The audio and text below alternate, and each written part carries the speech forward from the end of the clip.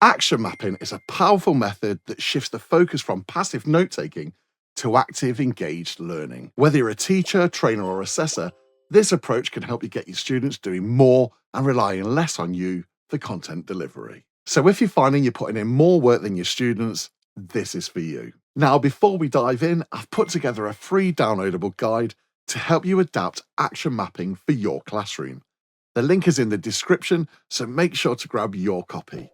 And if you haven't already, subscribe to the channel for more teaching and tech tips. By the end of this video, you'll understand how to apply action mapping to your lessons, design interactive activities, and begin transforming your sessions for more meaningful student engagement. Let's jump in. So what is action mapping?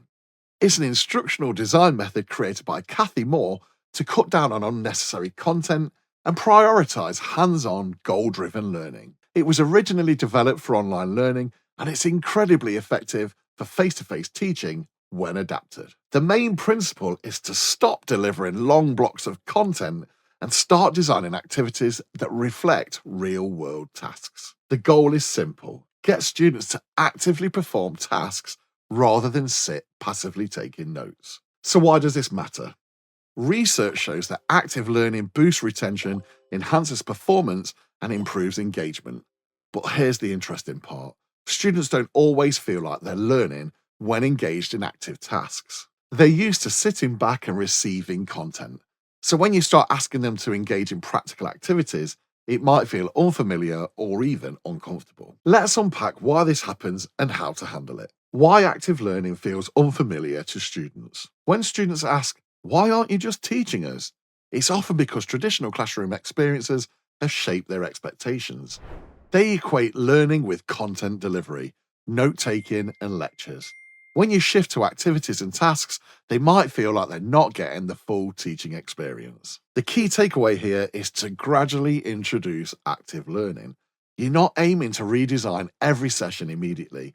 It's about making small, purposeful shifts that over time create a more engaging, activity-based learning environment. So here's the action mapping process, step by step. This is where you'll start seeing how to design sessions that drive performance without overwhelming students or yourself. Step 1. Identify the goal. We begin by identifying the specific measurable goal for your lesson or session and work back from there. Ask yourself, what should students be able to do by the end of the session?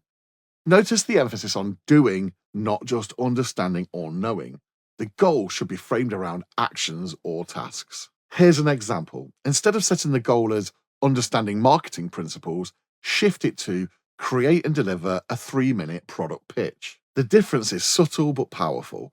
Understanding marketing is abstract. Creating and delivering a pitch is actionable and measurable. Step 2. Define the actions needed to achieve the goal. Next, break down the goal into smaller, actionable tasks that the students need to perform to reach that outcome. These are the stepping stones leading to the final performance.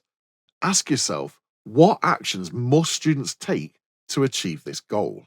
For example, if the goal is to deliver a product pitch, the actions might include researching target audiences and competitors, developing key selling points, structuring the pitch, and practicing the delivery. Defining these actions helps you design the right types of activities, ensuring that every task is linked directly to the overall goal. Step 3. Analyze the barriers. Now that you know the actions, think about why students aren't already performing them effectively. This is a crucial part of the process that often gets overlooked. Ask yourself, what is preventing students from completing these actions? Some common barriers include lack of confidence or experience, limited access to resources or tools, misunderstanding core concepts, or a belief that passive note-taking is enough. Understanding these barriers allows you to create activities that specifically address these gaps. For instance, if students struggle with confidence in public speaking, one of your activities might focus on small group pitch practice rather than jumping straight into full class presentations. Step 4. Design activities that reflect real tasks. Here's where action mapping gets exciting.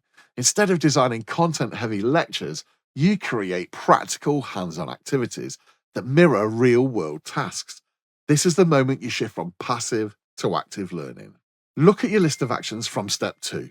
Now design activities that allow students to try out each of those tasks through meaningful practice. For example, if the action is researching competitors, create a research project or a case study analysis. If the action is structuring a pitch, ask students to draft their pitch in stages and receive feedback at each step. If the action is delivering the pitch, hold peer-reviewed practice sessions. Make these activities authentic and connected to real-world experiences. The more relevant the activity, the more engaged your students will be. You can use an action mapping diagram to visualize this process. The diagram helps outline goals, actions, barriers, and activities, giving you a structured overview of the session design. Step 5. Deliver the minimum required information. The focus here is on delivering just enough information for students to begin meaningful practice. Trim down content delivery to the essential elements that allow students to engage with the task immediately. If additional knowledge or content is required, offer support materials or optional resources that students can access if needed. This reduces information overload and maximizes time spent on active learning.